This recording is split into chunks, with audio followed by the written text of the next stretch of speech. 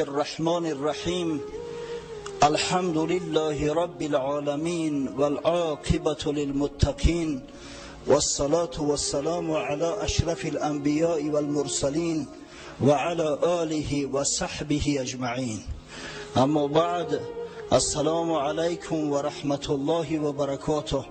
برادران بسیار عزیز گرامی، روز شریف جمعه را از برای شما تبریک و تهنیت میگویم و از درگاه خداوند حنان و منان مسئلت آن را دارم که پروردگار با شنیده ها عمل نمودن را از برای ما و شما نصیب روزی گرداند و طاعات عبادات روز جمعه و دیگر ایام ما را به درگاهش قبول و مقبول فرماید و فرد روز قیامت در حلقه محبان و سرسپردگان محمد صلی الله علیه و سلم محشور ما سازد. آمین. هفته گذشته ما با شما درباره سه فرقه که در مدینه منوره سکونت میکردند، یعنی که پیروان سه دین، معتقدین سه عقیده صحبت را شروع کردیم و درباره مسلمانان و درباره مشرکان مدینه به شما یک معلومات مختصر دادیم و وعده کردیم که انشاءالله هفته آینده از همین موضعی که صحبت خود قد نموده ایم صحبت را ادامه خواهیم داد. امروز درباره همون طبقه سیومی که در مدینه سکونت داشتند و در مکه نبودند، یعنی درباره یهود انشاءالله صحبت را آغاز خواهیم کرد. یهود یا بنی اسرائیل فرزندان یعقوب علیه السلام، شما از تاریخ خوب میدانید که اینها در ابتدا در کنعان میزیستند. کنعان نام یک مضافات یک محل است که امروز تابع مصر است، در سرحد بین مصر و شام قرار داشت. بعداً با دعوت یوسف علیه السلام عازم مصر شدند، عصرهای طولانی در مصر زندگی میکردند تا اینکه جور ظلم پادشاهان، جور ظلم فرعون شاه مصر به حد اعلا رسید و عاقبت الامر خداوند متعال توسط پیامبر محبوبش موسی علیه السلام ایشان را نجات داد، بنی اسرائیل را. چرا بنی اسرائیل میگویند؟ بن مثل هم زبان عربی است، یعنی فرزندان می شود. فرزندان اسرائیل، از بس که تخلص یعقوب علیه السلام اسرائیل بود، پسراش بنی اسرائیل می گفتند. چرا یهود گفتند؟ که بعدها موضع بنی اسرائیل حتی در بسیاری موضع ها اصطلاح بنی اسرائیل به یهود مبدل شد، زیرا یکی از فرزندان یعقوب علیه السلام یهودا اکثر کل پیغمبران بنی اسرائیل از پشت او که خارج شدهاند با همه قول یهود، قوم یهود، این قوم معروف و مشهور گشتند. وقتی که موسی علیه السلام ایشان را از چنگال فرعون نجات داد، خارج شدند، آمدند، از بس که بسیار مردم لجوج، سرکش، بدگوهر بدند، موسی که جانشان خریده بود سخن او را گوش نانداختند. حضرت موسی التجای زیاده کرد که آخه خداوند به من امر کرده ایستاده است که با همراهی بنی اسرائیل وارد شهر بیت المقدس شوید، همه مضافات شام و اردن مکان شماست، نیم جزیره سینه یا سینا. اما از بس که ترسو و ترسانچک نسبتاً و خداوند خبرشان در قرآن برای ما و شما رسانده است، گفتند فذهب انت و ربک فقاتلا انا هاهنا قاعدون. ای موسی گفتند خودت همراه پروردگارت رو جنگ کردن بگیر، ما از جا ما نمیخیزیم، در همه جا میشینیم. از همین خاطر در زمان حیات موسی علیه السلام بنی اسرائیل در ته میزیستند، در بیابان. به شرافت دعای موسی علیه السلام خداوند طعامشون مهیا کرده بود، میخوردن، اما در همون بیابان بودن. 40 سال در بیابان زندگی کردند. بعد وفات موسی علیه السلام جاینشین او یوشع ابن نون علیه السلام اونها را سروری و قیادت کرد و آمدند و ملک شام تسخیر کردند، فلسطین اسرائیل امروزه را، و در همونجا وطن کردند و پادشاهی خودشون، پادشاهی یهود برقرار ساختند. عصرهای طولانی اینا صاحب دولت بودند تا عصر 6 دولتشون آمد. جنگ نزاها میشد بعضا، اما به هر وجه صورت اما پادشاهی خودشون اینها محافظت میکردند تا اینکه عاقبت الامر در عصر 6 قبل از میلاد پادشاه بابل بختالنصر بیت المقدس ضبط کرد، به خاک یکسان کرد. حتی در بعض روایات اومده است که در زمینش جو کاری. بنی اسرائیل اکثریتشون از دم شمشیر گذراند، باقی مانده ها را به غلامی برد و فروخت.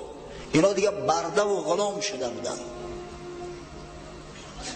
در سال 538 قبل از میلاد کوروش کبیر شاه فارس بابل را ضبط کرد و از بس که این مردمی بسیار چالاک و حیله‌گر زیباترین دختری خودشون براش پیشکش کرده بودند، زن کوروش دیده بود، دلش یافته بود و توانست که در باوریش داخل شود. کوروش بنی اسرائیل از اسارت نجات داد.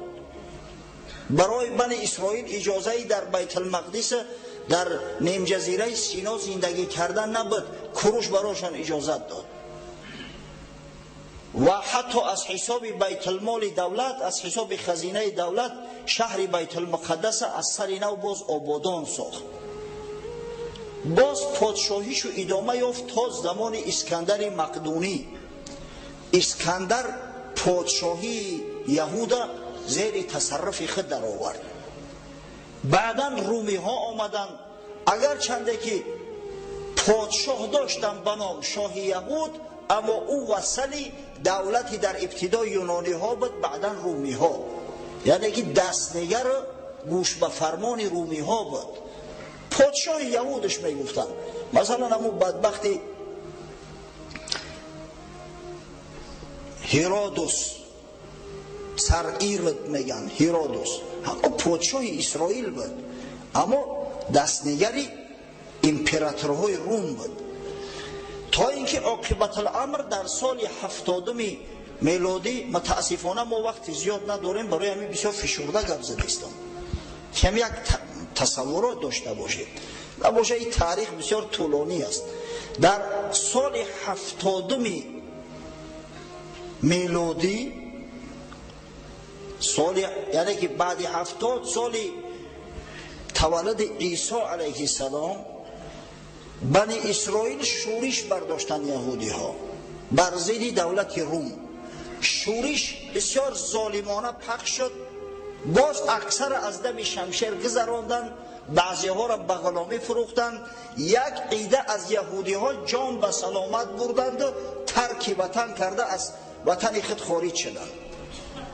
از جمله همون فراری ها یک عده شون آمدن وارد حجاز گشتند. در منطقه حجاز در شهر یثرب که امروز با نام مدینه الرسول معروف است مستقر شدند. یک قبیله در موضع خیبر، خیبر یک چند مرحله از شهر مدینه جلوتر است، یک قبیله چه خورترش در فدک و 3 قبیله یهود در حوالی یثرب و در داخل یثرب سکونت اختیار کردند. اکنون سخن درباره همین 3 قبیله می رود که در یثرب بودند، در شهر مدینه، و پیغمبر صلی الله علیه و سلم با اینها یک برخوردی داشت. در ابتدا برخورد مسالمت آمیز، اما بعدا به سبب شور یهودی ها برخورد مسلحانه. این 3 قبیله، قبیله بنی قینقاع، قبیله بنی نذیر و قبیله بنی قریظه بودند. بنی قینقاع در زمان آمدن پیغمبر صلی الله علیه و سلم در داخل مدینه میزیستند. در داخل شهر مدینه یک بازار هم داشتند، با نام بازار بنی قینقاع معروف است. اکثریت کل آنها تاجران و زرگرها بودند. زرگرهای ماهرترین این جزیره عربستان انمی یهودی های بنی قینقاع بودند. قبیله بنی نظیر و بنی قریظه در حوالی مدینه بودند. از شهر اندک یک فرسخ دو فرسخ خارجتر در منطقه حره واقیم. اصلا مدینه را ما یک وقت گفته بودیم که از دو جانب حره احاطه کرده است. حره زمین سوخته را میگن، زمینی که در آفتاب سوخته است، سنگهاش سیاهند.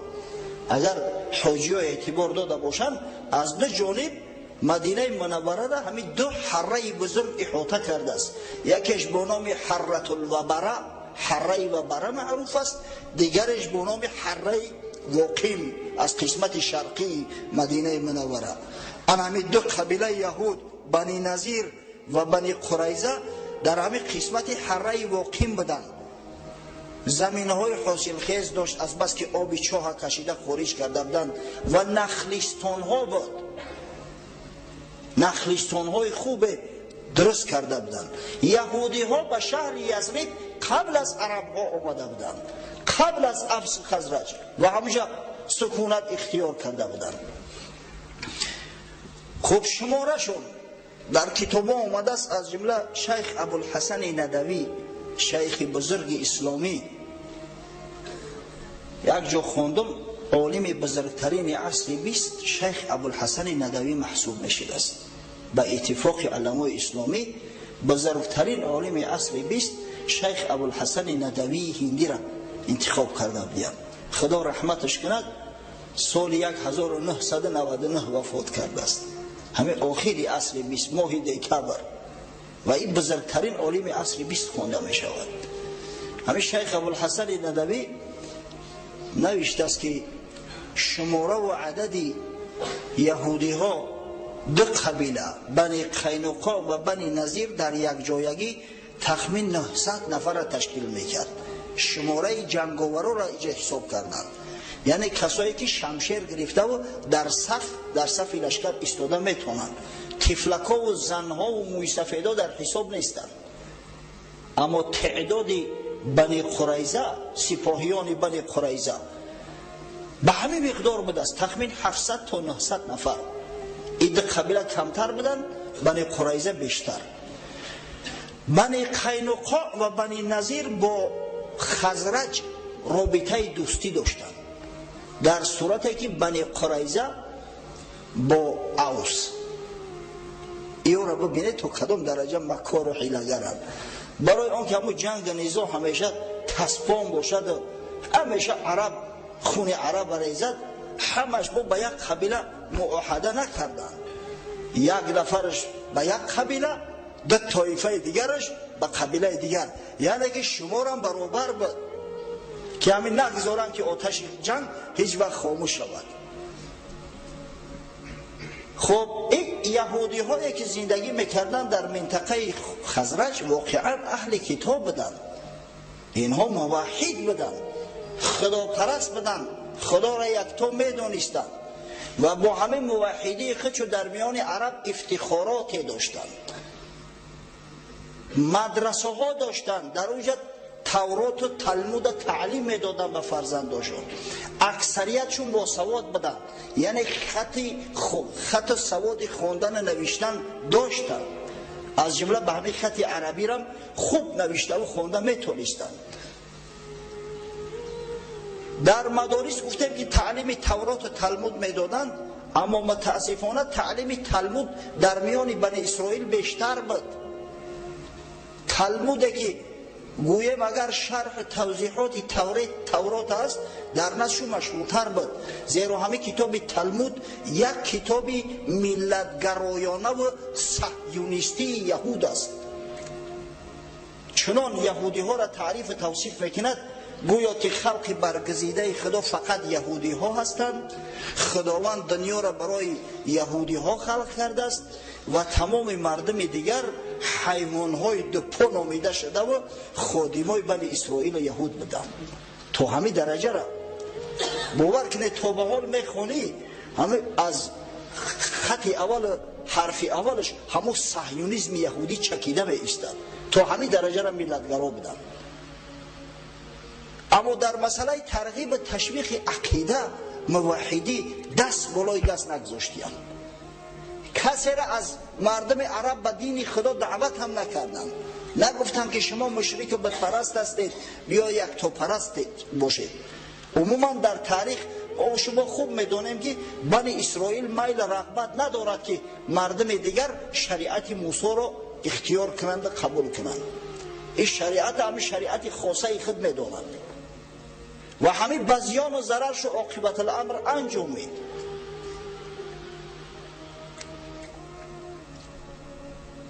اگر چنده که ببینید مردم اهل کتاب بدن، اهل عقیده بدن، اما دست به کارهای منفور میزدن که واقعا نزدیک تمام اهل کتاب حرام است، از جمله سحر جادو. در جادوگری یدی طولا داشتن. خدای تعالی در قرآن عظیم شان مذمت شو میکند: اعوذ بالله من الشیطان الرجیم واتبعوا ما تتلو الشیاطین علی ملک سلیمان و ما کفر سلیمان ولکن الشیاطین کفروا یعلمون الناس السحر. خداوند بزرگ میگوید این یهودی ها پیروی نمودند آن چیزی را که شیطان ها در ملک سلیمان علیه السلام میخواندند، یعنی که همین سحر جادو را پیروی کردند بنی اسرائیل. باز وقتی که اینا را مذمت میکردن که آخه چرا شما دست به سحر بزنید، چرا شما خودتون بندگان موحد میگوید خدا را پرستش میکنید اما عمل شیطانی را مرتکب میشوید، در جواب میگفتن که همون سلیمان علیه السلام هم نعوذ بالله ساحر بود، تهمت به پیغمبر خدا میزدند. اما خداوند این تهمت اینا را رد کرد، گفت و ما کفر سلیمان. سلیمان نعوذ بالله کافر نشده است، این سحر کفر است، این سحر خارج شدن از دین خدا است. ولکن شیاطین کفروا، بلکه شیطان ها انما ابلیس ها و جن های ساحر کافر بدند، اونا کفر به دین خدا ورزیده اند. یعلمون الناس السحر، چرا؟ مردم تعلیم سحر میدادند، به مردم سحر می آموزاندند. سحرش این همی سحر جادو است. یک روز از طریق تلویزیون یک فیلم تماشا کردیم، BBC اما فیلم ثبت کرده است. افغانستان کنونی را نشون دادن، این همی منطقه غزنی، ولایت غزنی را. در شهر غزنی یک نفر از یهودی ها تا حالی را واقف است، لباس سر لباسش همش مثل همه افغانا، طریقه گپزنیش هم ملکه مثل افغانا شدگی است، همونجا تولد شدگی است. نشان میده که چه خیلی از بازار رفته مرغ میخره میاره و بعد زنهای زیاد دخترچه هاشون را گرفته و آورده سیم پیشش بخت کشا کن یا دهن شوهری همین را ببند که شوهرش بسیار ظالم و جکاک است، فلان است، بسمدان است و این خانه سوخته. بعد براشو هرچی معجون ها تیار میکند، بعضی همو چه بگیم تمیمه ها می نویسد شیطنت حیله و مکر فلان کن، ایره در خورد شوهرت بته، در طعام شوهرت آموخته کن. و این خونه سوخته ها حتی در ملکای اسلامی تا به این روز همی کارا میکنن. و افسوس صد افسوس متاسفانه همون سحر اونا، عمل شوم اونا در مردم ما را اثر کرده است. امروز هم اگر نزدی خونه هر جادوگر و فالبین برای زنکان نوبت استودیان درد چو چی است، یا بلاک همی دختری منشو کنه یا بلاک که همی شوهرش قطعی همی معاملش نقص باشه، بیا همی دهنی شوی همیش دختری برای بند که چیش نگه. آخر رو درگور او چی بلا کرده بتونه و بیمار داری از او در همون دختر تا تعلیم بده، او هم دختر تا آداب خوب تعلیم بده، حرمت احترام شوهر تعلیم ده، طعام تیار کردن تعلیمش ده، نام پختن تعلیمش ده، معامله و مناسبت یک تبسم و بخشی استقبال کردن شوهر تعلیمش بده، بستن دهن شوهر همو از داخل درگور. با یک آب چوکدویی که او بدبخت 100 سوم 200 سوم در تو میفروشه دهن شوهر بسته میشود. اکثری کلی همین بدبختا کار به درجه میارن که یه روز شوهری با ناموس با خبر میشود زنش 3 طلاق میکنه میره و به همین. اما بس شماره طلاق شده ها در جامعه زیاد شده است. از برای خدا و این کفر است. خدای تعالی در قرآن گفته است ولکن الشیاطین کفروا یعلمون الناس السحر. آخه پیغمبر محبوب صلی الله علیه و سلم وقتی مدینه آمد و این رفتار یهود میدانست که بعضی از زنهای مدینه فند یهود خورده و نزدشان میروند، تحذیری سخت چون داد که عمل نکنن. حضرت گفت من اتی عرافا او کاهنا فصدقه بما یقول فقد کفر بما انزل علی محمد صلی الله علیه و سلم.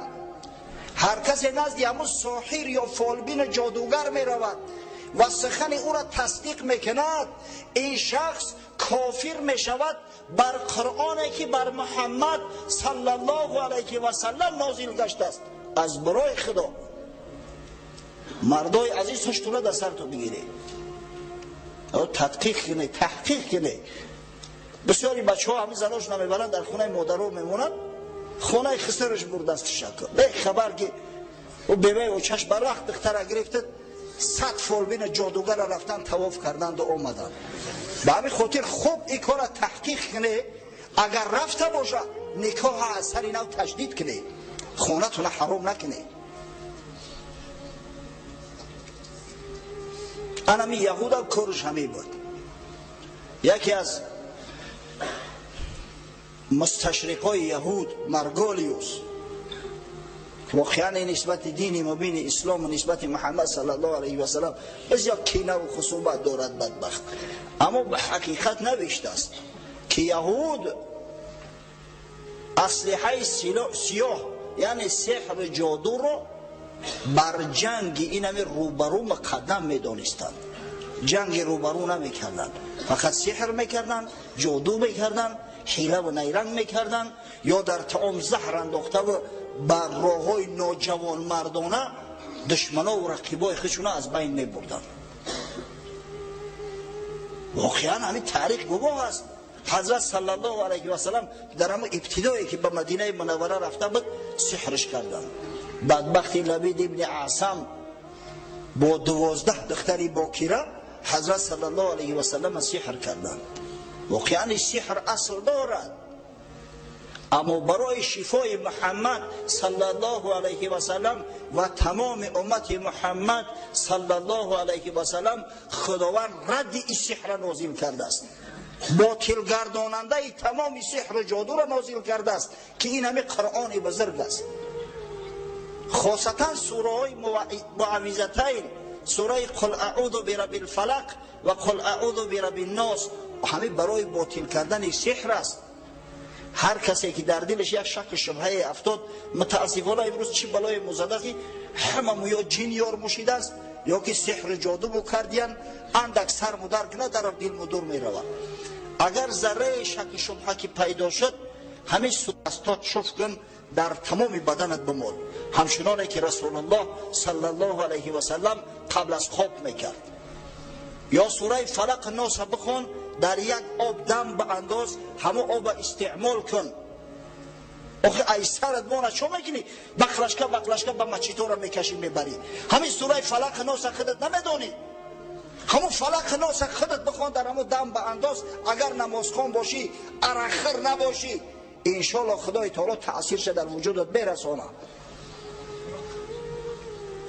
اگر بسیار خوف داری یا سطیل آب بگی سوره فلق ناس بخون، در دوی همون سطیل آب شفت که به همون غسل که همش انشاءالله از بدنت بیروه. از این کاری آسان است ای برای خدا. جانشونه در عذاب مونده میرون پیش همین فالبینا و جادوگرا، با او خانه سوخته میگه چیزت خراندیم اکم را برآوردن در کار. یک معجون تیار کردگن از آب چوکدو.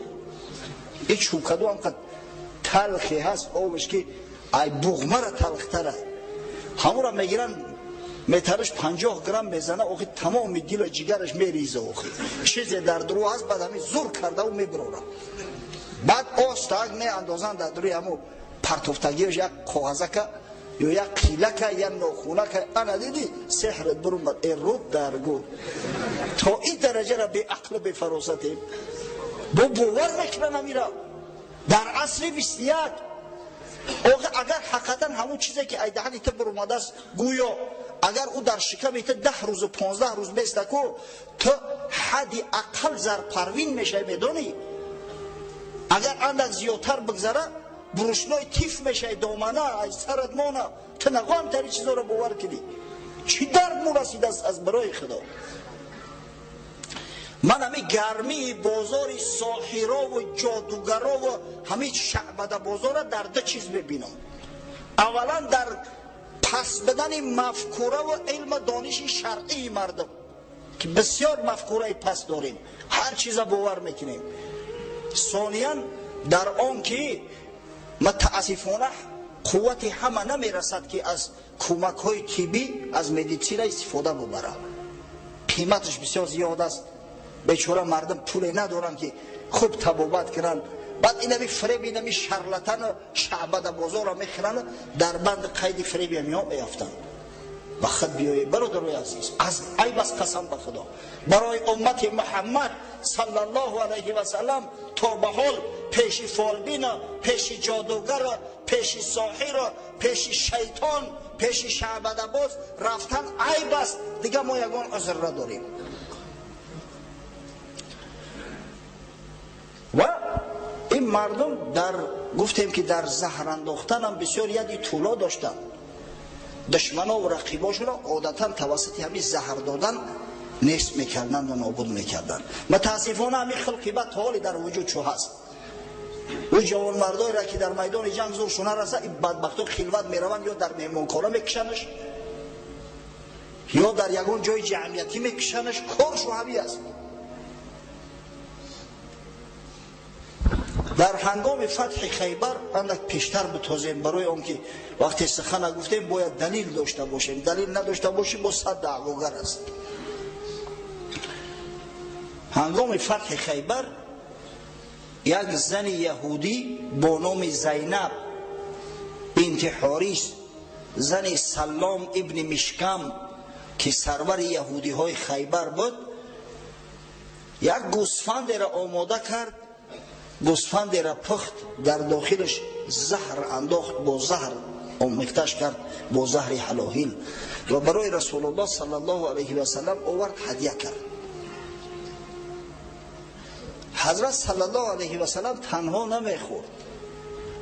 аз ҳамин хотир Бишр ибни Барро ибни Маърур ки яке аз ҳамун муҳофизош буд, ӯрам даъват кард ки биё дар наздам бишӣ, ҳамроҳ бихӯрем.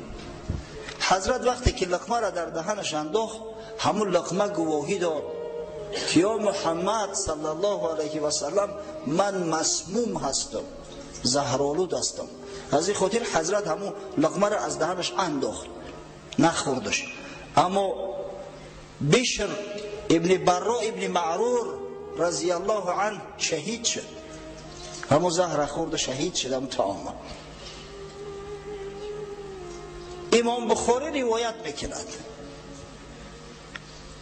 ламмо футиҳат Хайбар уҳдият линнабӣ саллаллоҳу алайҳи ва саллам шотун фиҳа сам.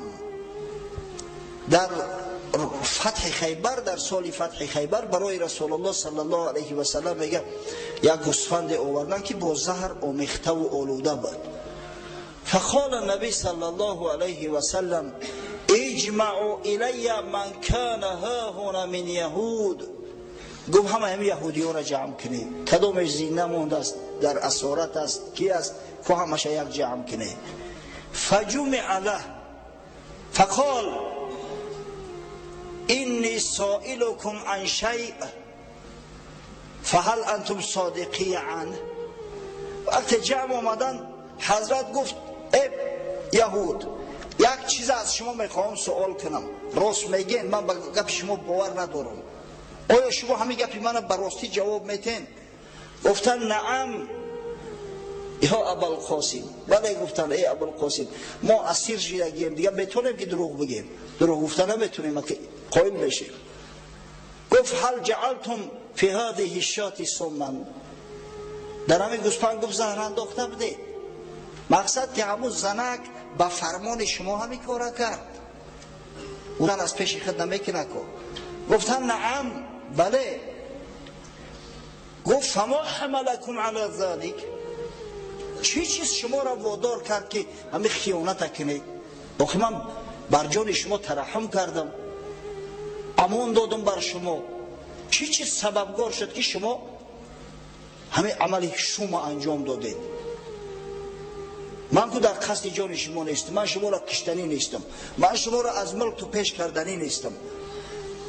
و بله شیطنت مردم و حیلگری مردم. در جواب چی گفتن؟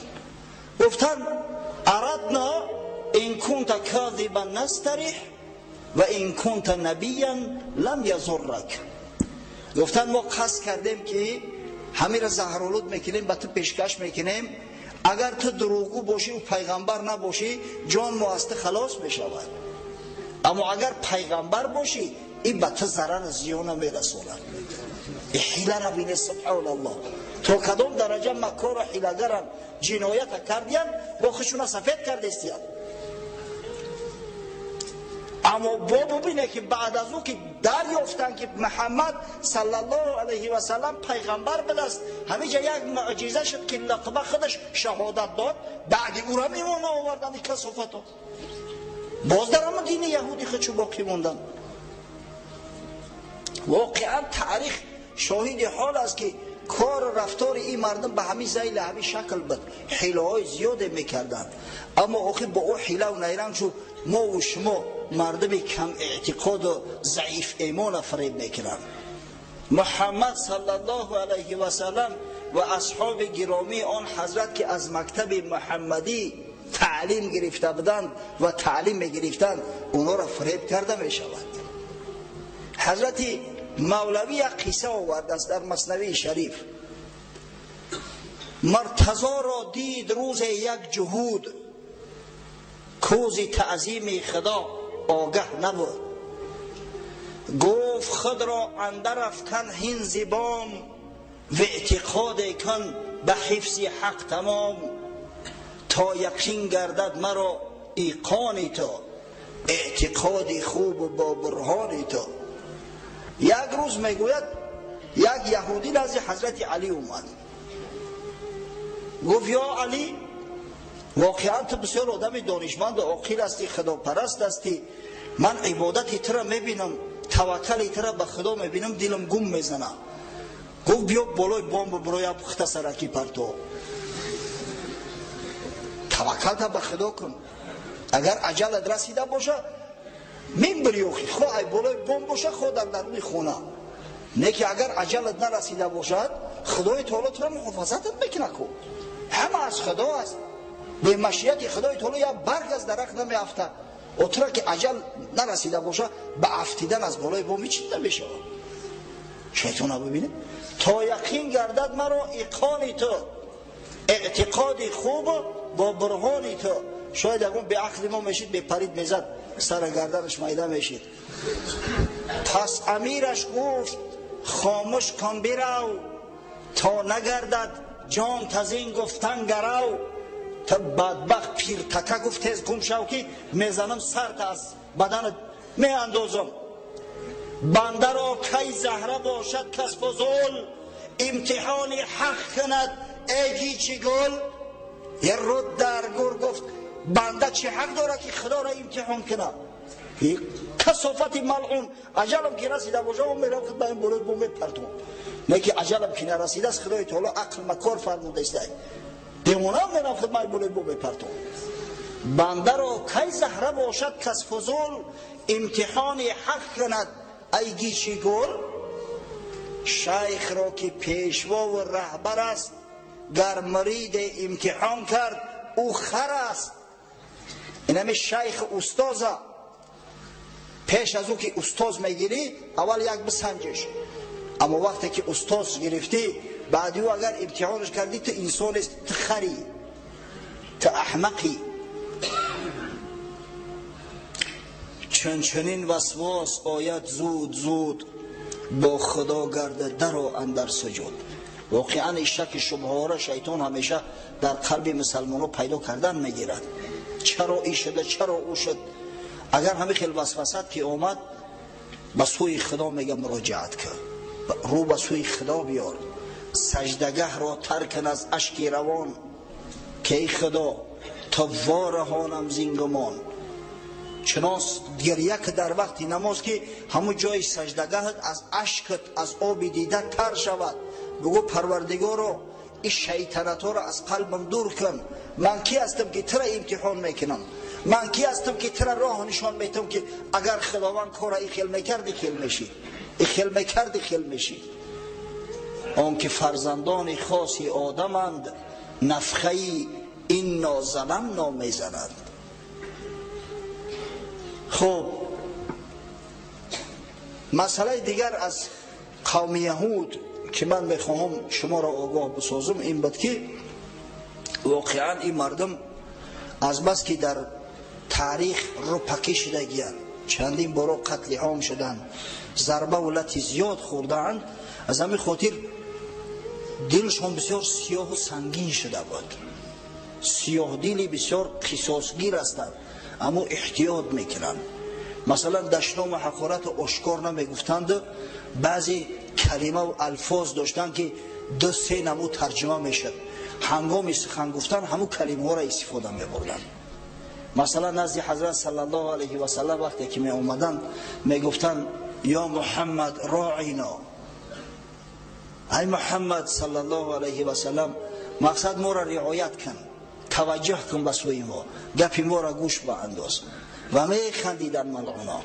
همه کلمه راعینا اصلا به دو معنی است. یکیش همون رعایت کن جانب ما را، مقصد که توجه به ما داشته باش، اما یک معنی دیگرش حماقت است، احمقی است، از کلمه رعونت. نعوذ بالله زبان آدم نمیگردد، احمقی ما، نادانی ما، ابله ما، به این معناها ترجمه می شود. حتی علامه آلوسی در تفسیر روح المعانی معنیهاش آورده است، میگه این بدبخت یهود همه کلمه راعینا را بعضا به معنی گوش به انداز اما مشنو استفاده میکردن، و دیگر به معنی همین رعونت، دشنام حقارت. حتی خداوند مسلمانان را از گفتن کلمه راعینا منع کرده است. در قرآن عظیم شان خداوند متعال میگوید یا ایها الذین آمنوا لا تقولوا راعنا وقولوا انظرنا واسمعوا وللکافرین عذاب علیم. ای مسلمانان شما راعنا نگویید، شما گویید انظرنا، یا رسول الله به ما نظر کن، یعنی توجه به سوی ما کن. همین کلمه راعنا را استفاده نبرید، فرمان خدا را گوش ببرید. این کافرای یهود عذاب دردناک اینا را انتظار است. ببینه این شیطنت و حیلت تو کدام درجه است. اصلا همین ملتی که همیشه مشت میخوره و ای دیگر را شطه میخورد، همین خیلی بعضی حیله های نامردی در دلش پیدا میشود. ایده همین جوانی که در زیر لط شطک کلان میشود، یا یکون منیک میشود اخیر، یا یکون بلای دیگر در گرفتار میشود. اگر خدای نکرده صاحب قوه شود، این همین قدر ظالم کلان میشود که از خاص آن بدبخت قصاص بگیره. قصاصی دوره کودکی شد. ان همین قوم هم همین خیلی تربیه شده بودن متاسفانه.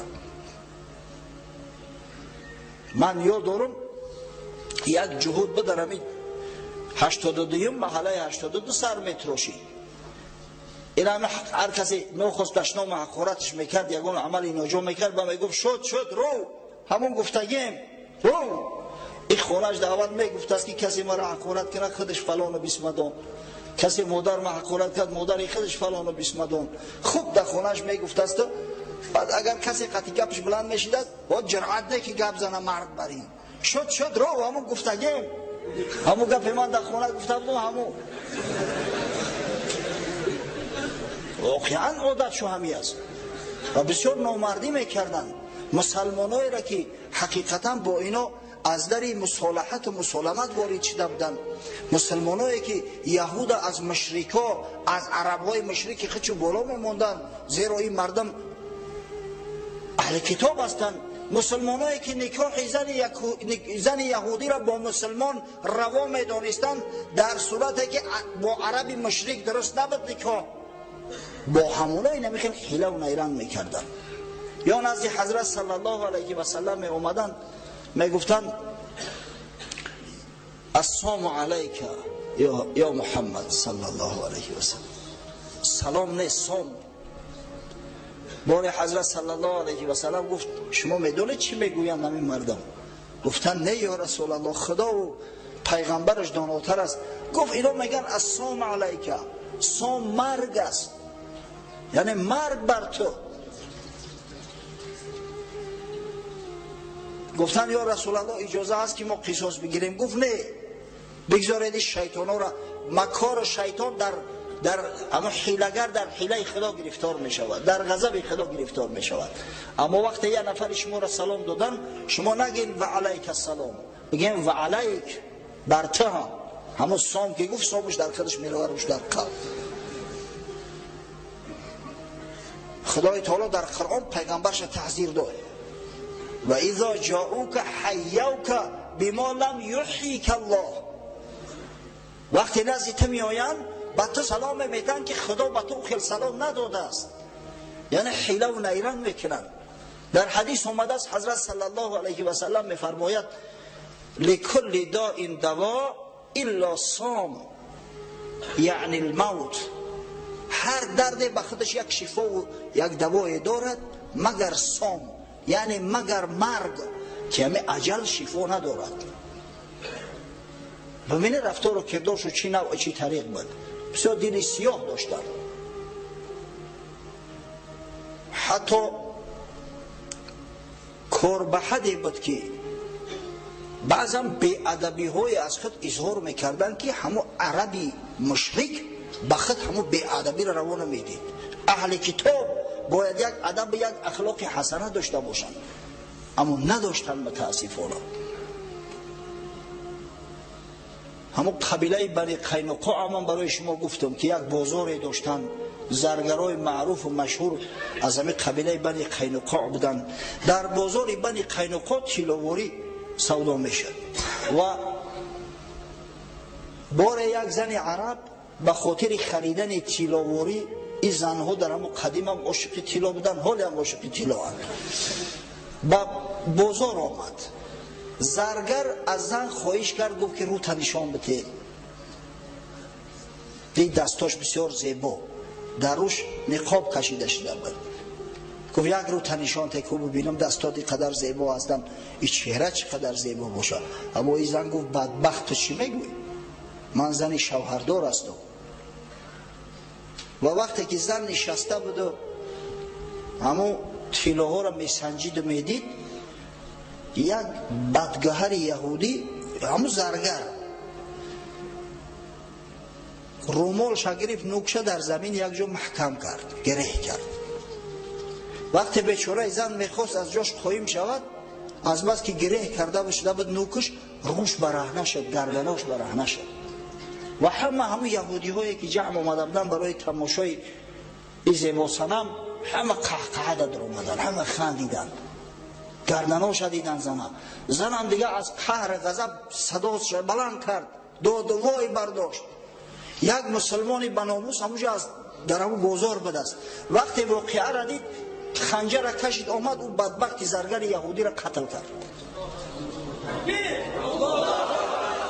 و این بدبخت یهودی های دیگر مسلمان را قتل کردند. سبب رانده شدن بنی قینقاع، سبب خوار و ذلیل گشتن بنی قینقاع انم بی‌ادبی احمقا بود که نسبت عار و ناموس مسلمان ها، نسبت زنهای مسلمان ها حتی کار به درجه اوبتی بی‌ادبی کردند. البته خدای تعالی بجزا نمیمونه این طایفه را. سبحان الله.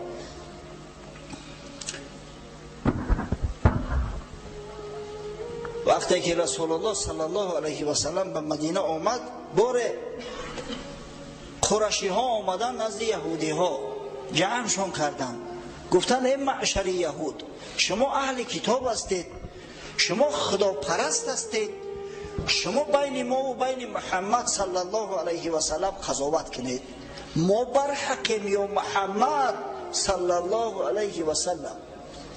کی به حق است؟ یهودی هایی که میدونستند که عرب مشرکند، قریش مشرکند، میدونستند که محمد صلی الله علیه و سلم مسلمان است، مسلمانایی که تمام پیغمبرای بنی اسرائیل پیغمبر خدا میدونند، حتی یک نفر اگر یک پیغمبر بنی اسرائیل انکار کرد او را کافر حکم میکنند. این نزد بنی اسرائیل آشکار بود و این پدر سوخته ها محمد صلی الله علیه و سلم از فرزندای خودشو بهتر شناخته بودند که این پیغمبر است. این چیزا میدونستند. با وجود این همه قدر تعصب داشتند، همه قدر جاهل خر احمق بودند که گفتن ای معشر قریش، قسم به خدا دین شما از دین اونا راستر و بهتر است. نعوذ بالله.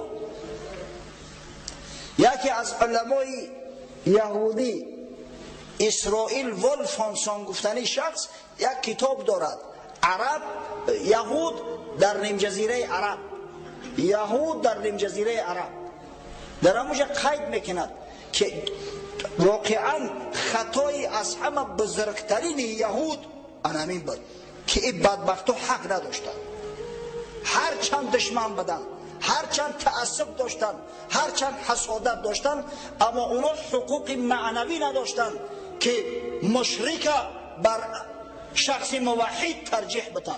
اینا گفت به غضب خدا گرفتار شدگی، خداوند اینا را تار و مار کرده، پراکنده عالم کرد که مدت‌های مدید دیگه سری قدرت نآمدن. خداوند متعال در قرآن عظیم شأن در سوره نساء همین را بیان کرد.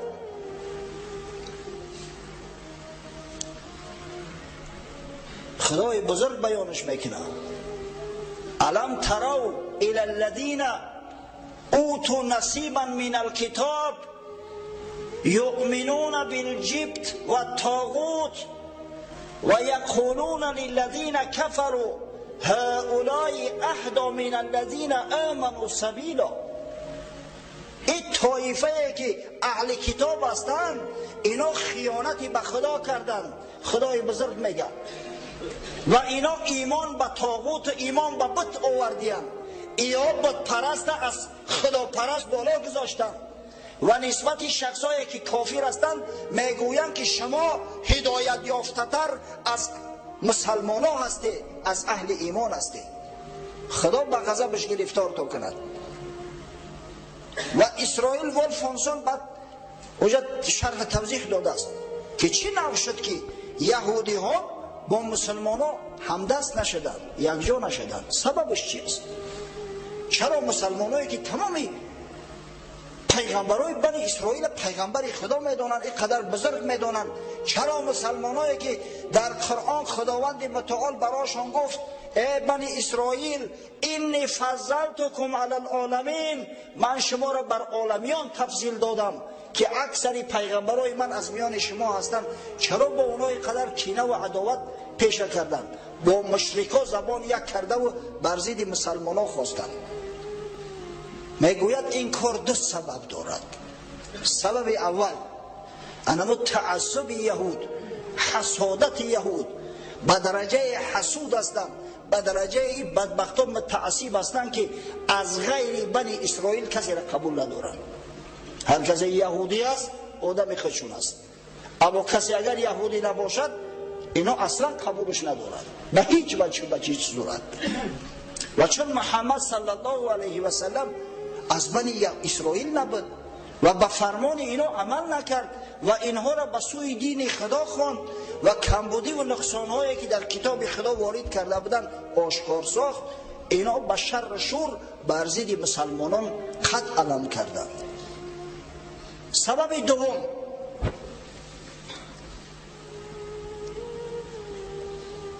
اما بدگوهری که در طینت بنی اسرائیل است. بنی اسرائیل در تاریخ پیغمبر کش معروفن. ولی ما یک اصطلاح داریم پیرکش. انمی بنی اسرائیل در تاریخ پیغمبر کشن. ده ها پیغمبرای بزرگ خدا را قتل کرده، یعنی بدبختا. از این خاطر است که خداوند اینا را مغضوب علیه گفت، به غضب خدا گرفتار شدگان. انا همون پیغمبر کشی و پیرکشیشون سرایت کرده بود در وجودشون، نه فقط به محمد صلی الله علیه و سلم. این قوم و تمامی پیغمبرای خدا قریب خیانت کردند. حضرت عیسی علیه السلام تا به هنوز نعوذ بالله حرامزاده میگن. یحیی علیه السلام سرش مثل سر گوسفند بریدن. زکریا علیه السلام در میان درخت رشک کردن. ده ها و صدها پیغمبرها از دست جور اینا گریزه شده بودند. موسی علیه السلام گفتیم که نجات شد تا به هنوز در شریعت موسی هستند، اما ما و شما از تاریخ میدونیم که چه خیانت‌های به حضرت موسی کردند. در وقت زنده بودن موسی علیه السلام گوساله پرست شدند. این قوم اینمی که قوم است، خیانتکار، پیغمبر کش، و این داغ تا ابدالآباد در بالای نامش باقی خواهد بود. حضرت مولوی قصه موسی علیه السلام میکنند.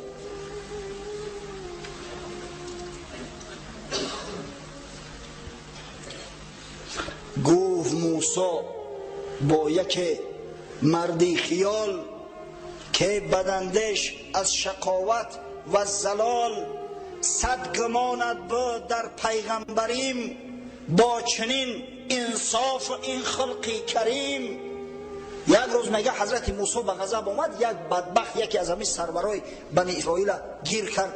حضرت موسی بسیار غضبناک بود، یکدم مشتی آبدارش زد. بعد گفت که اوکی ای پدرسگ، در من این قدر تو بدگمان هستی، این قدر معجزه های من را به چشم دیدی، با وجود این قدر تو نسبت من بدگمان هستی.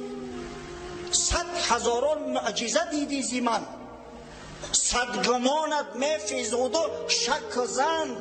بجای آنکه معجزه های من باور یقینی تر زیاد کنم، برعکس شک و شبهه در دلت زیاد نشد. ملعون. گرد از دریا برآوردم عیان، تا رهیدید از شر فرعونیان.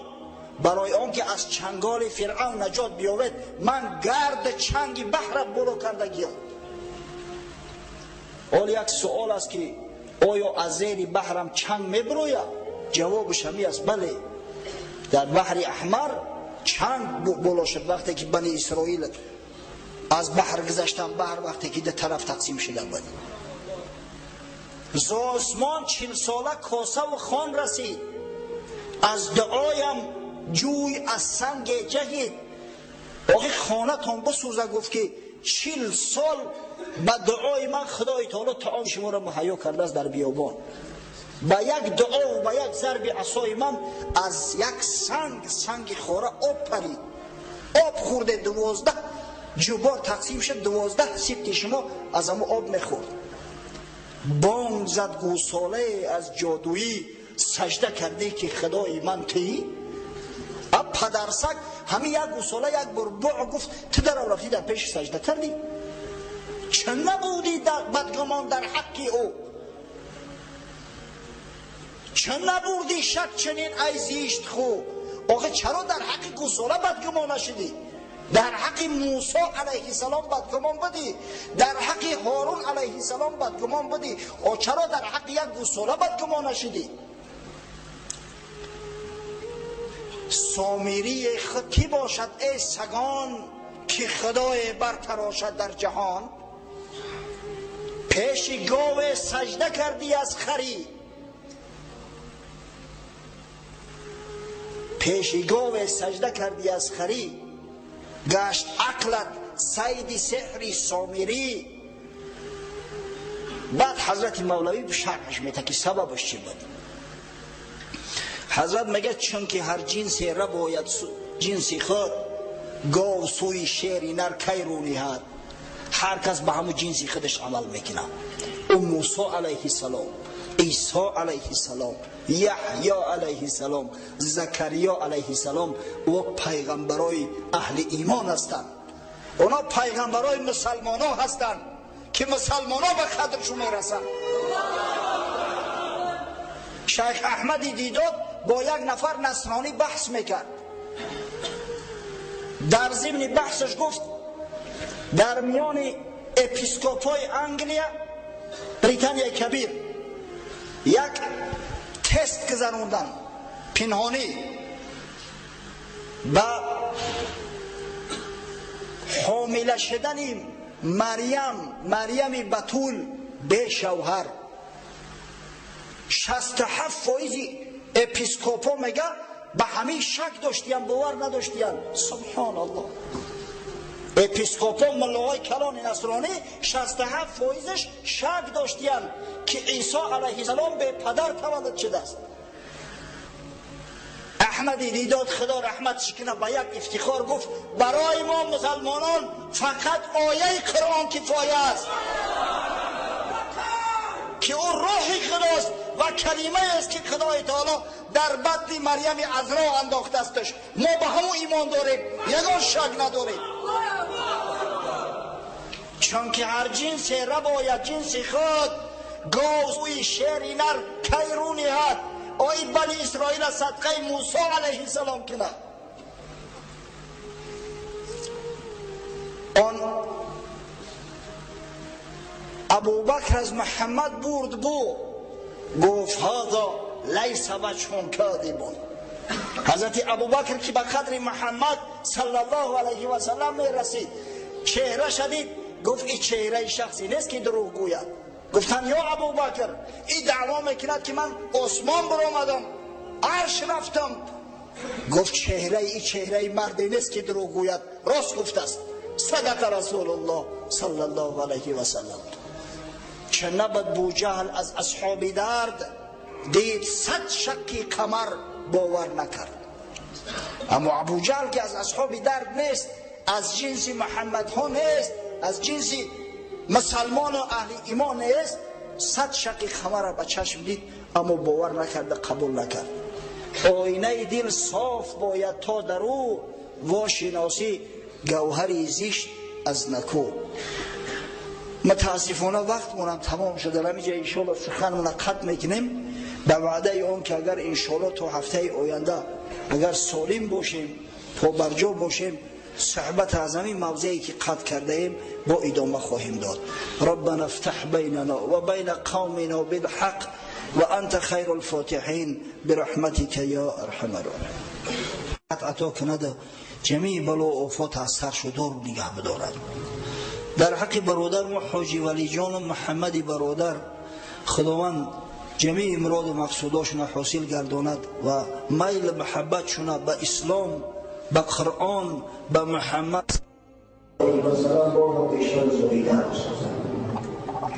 در حق یا دو درچه داریم عبدالرحیم جان هم نام خدمه. خداوند صاحب زن صالحه و فرزندای صالحش بگرداند. در حق ابراهیم برادر که برای مسجد صدقه جاریه کرد. چی جای ابراهیم که ابراهیم جوانمرد است، ابراهیم تاجر است. مادرش کمپیر مادرش وقتی درک یافت که در مسجد ساختمان می رود انشاءالله نقشه داره مالیم چیزوشه که بکشن سمیتش خلاص کنن، $50 برآورد زنی صالحه را ببینید. سبحان الله. همه شیر مردا ای شیر زنا می شوند، یک باره نمی افتند. حتی این زن صالحه شوهرش ترغیب به تشویق کرده است. ایام روسیه $50 روی کرده است که برای مسجد صدقه جاریه شود. خداوند از جمیع بلا و آفات این عائله را نگهبان باشد. پروردگار تقوا و محبتشون بازم بیشتر زایی‌تر بگرداند. در حق برادر ما مراد علی، یک برادر مراد علی داریم استای. همه هفته گذشته چند بار جستجو کرده است نیافته استم. یک روز خانه آمد سحر گفت در حق ما دعا که اکنون بای نیستیم قدر امکان خودمون. مبلغ هم اندک نبود و همین معاش پریک شروع بود.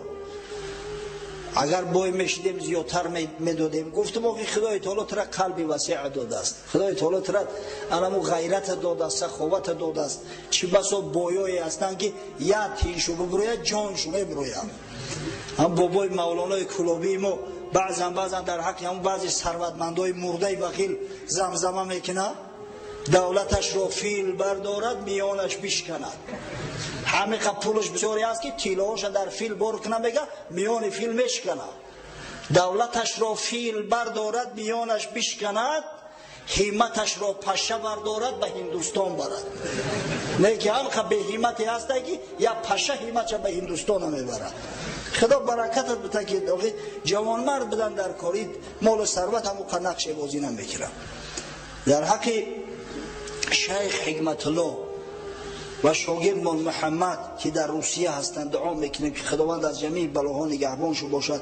این شاگرد ما محمد جان بود بیمار شده است، همین بیماری زرپروین، خداوند برای شفای کامل عاجل عطا کند که زودتر با به نظم بر بگردد. در حق فرهاد جان که امروز عزم سفر روسیه دارد دعا میکنیم که خداوند سفرش به خطر بگرداند، سالم غانم با بازگشتن به نزد فرزنداش به نزد پدر و مادر براش نصیب روزی گرداند. یک اعلان است برادران برای مردم محله قزاقان یک دو برای دیگرانی برای محله پگه حشر بده است ساعت 8 در پیش مکتب 88 جمع بشین انشالله کاری خیره. هم محله خطونه تازه و آزاده میکنه، جبارای خطونه تازه و آزاده میکنه. من گفتم که همه حشر از اسلام است، اصلش از اسلام است، باید همیشه تازه و آزاده باشیم. خوب یک برادر نوشته است که من پسرچدار شدم، نامش رو حضرت بلال موندم، در خوابم حضرت بلال موندم و او رو نام موندیم بلال الدین. دعای دست جمع میکنه تا که پسرم خدمت شایسته و مثل بلال حبشی در اسلام عزیز کرده خدمتگار اسلام باشد. خداوند این بلال ترا و تمام بلال های اسلامی را، تمام محمد ها، تمام عبدالکریم و عبدالله عبدالرحمن ها، تمام فرزندای اسلامی را خادم شریعت غرای محمدی به کمال برساند. آمین. خب یک برادر اسلامی یک تبلای وقتهای نماز خیر کرده است، در حقش دعا میکنیم که خداوند این صدقه جاریش قبول کنه. برادرها واقعا خیر میکنند، بعضیش گفته نمیتونیم اما دلخوره نشوه. انشالله او صدقه جاریه که با اعلان نمیشه و اجر ثوابش از این اعلان میشه یا از زیادتر و بالاتر است. خب یک برادر در یپونیا تحصیل علم داشته است، طلب دعا داشته است، فیضلی دعا میکنیم در حق ای و در حق تمام طالب علمای ما، خواه طلب علمی دنیوی داشته باشند خواه دینی، که خداوند سالم با عقیده صحت سالم با علم دانش بازگشتن براش نصیب روزی گرداند. رب